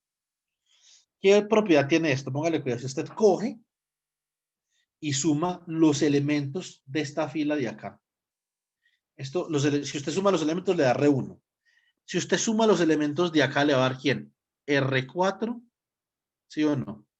Más R5. Y si usted suma los elementos de esta última fila, le van a dar ¿quién? R7. La suma de los elementos de cada fila corresponde a la resistencia que no comparte mallas. Lo mismo acá en este de dos mallas. Si usted suma acá, La suma de esto, simplemente la R1 más R3, son las resistencias que no comparten malla. Si usted suma esto acá, le da R2 más R5, son las resistencias que no comparten malla. Por último, ya para acabar, simplemente miremos cómo solucionamos ese circuito. Pero nosotros ya sabemos que para el circuito de 2 mallas, obviamente,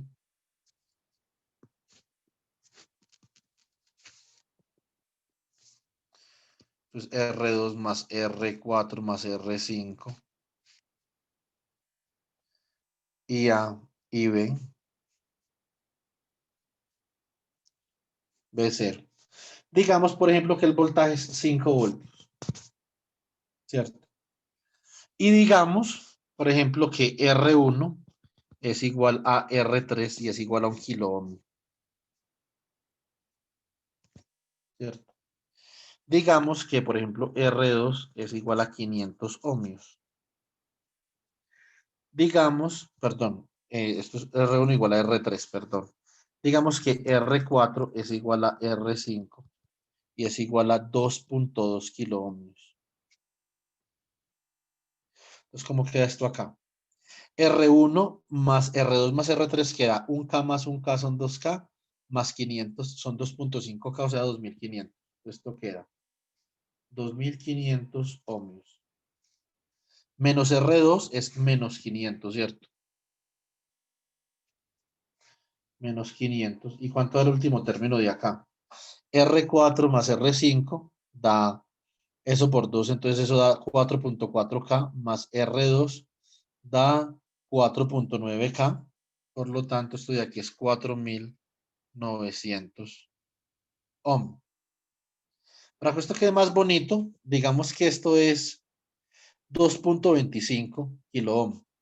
Si ese es 2.25 kilo ohm, esto aquí no da 4900, no queda 5000.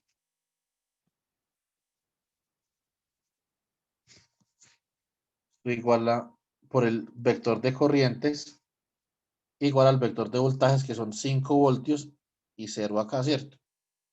¿Qué es lo que hay que hacer ahí? Hay que invertir esa matriz. Aquí esto es IA, IB es igual a la inversa de 2500 menos 500 menos 500 y 5000, 5, 0. Ahí ya con esta inversa, hablamos la inversa, entonces ya de ahí, digamos que nos salimos de ese problema. Yo les voy a dar la inversa. Ustedes deben de verificar, obviamente si ustedes quieren, les pueden verificar si la inversa da. Como les dije, para calcular la inversa de una matriz 2 por 2 es muy sencillo. El determinante, o sea, 2500 por 5000 menos 500 al cuadrado, ¿cierto? Entonces, no tengo ni idea de eso cuánto da. Venga, yo hago el cálculo. Aquí pues abuelo de pájaro, a ver si de pronto nos sale más sencillo hacerlo a mano que por MATLAB. Mientras MATLAB enciende, 2500, ¿cierto? Por 5000 menos 500 por 500. No, Dios mío bendito, que esto es tan miedoso. Esto da 6.125.000.000. 6.125.000.000, perdón. Más bien hagamos eso en MATLAB. Esa cifra mi calculadora no la toma. ¿Se toma la calculadora? Menos 500. Ya les digo cuánto da la inversa. Menos 500, 5000. Entonces eso es A. Ahora la inversa de A. La inversa de A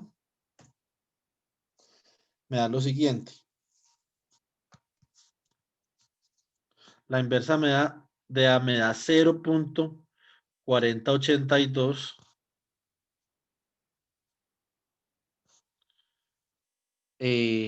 por 10 a la menos 3. Esto de acá me da, a ver, me da 0.0408 por 10 a la menos 3. Esta de acá me da 0.0408, obviamente va lo mismo por 10 a la menos 3. Esta da 0.2041 por 10 a la menos 3. Esto lo multiplico por esto, ¿cierto? Por 5, 0, y eso me va a dar el resultado de las corrientes. Multiplico ans, segundo, por un vector columna. O sea que esto es 5 punto y coma 0. Las corrientes, ¿cuánto me dieron las corrientes? Ya les digo. Entonces, las corrientes me dan, si yo hago esta multiplicación de esta matriz por ese vector 5, 0, las corrientes me dan IA, IB, me dan iguales a 0.0020 o 0.0002. Esto está en amper. Si yo lo quiero en miliamper, esto es amper.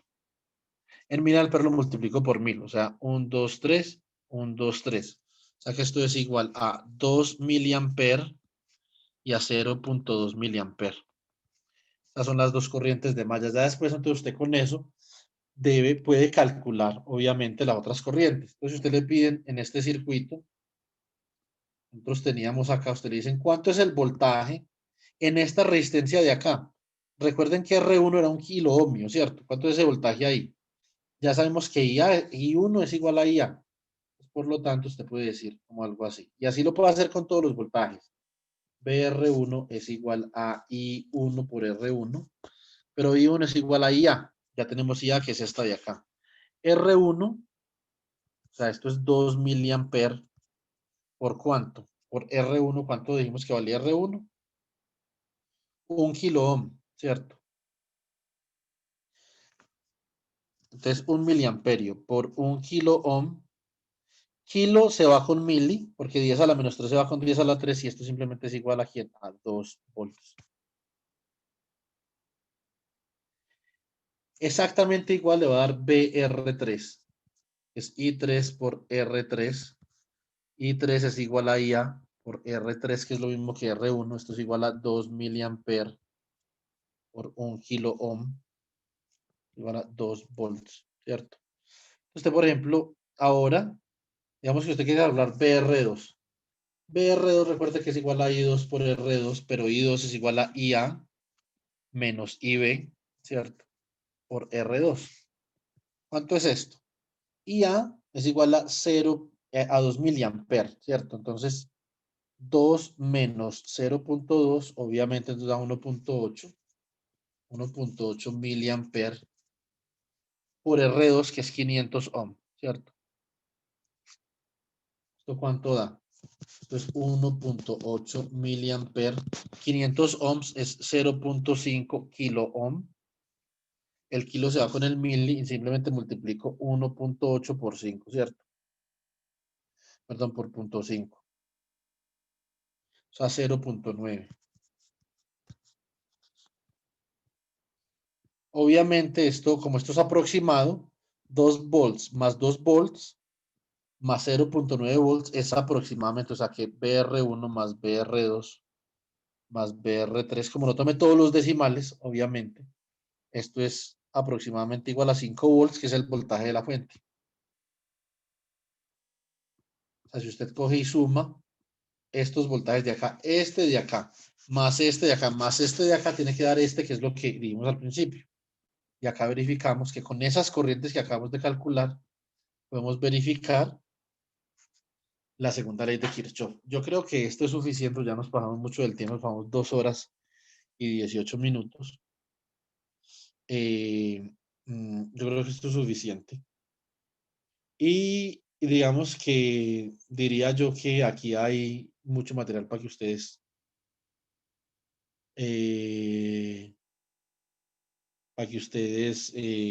estudien la parte de circuitos. Esto es una cosa importante para los proyectos, lo que os acabé de enseñar acá. Esto, aquí hicimos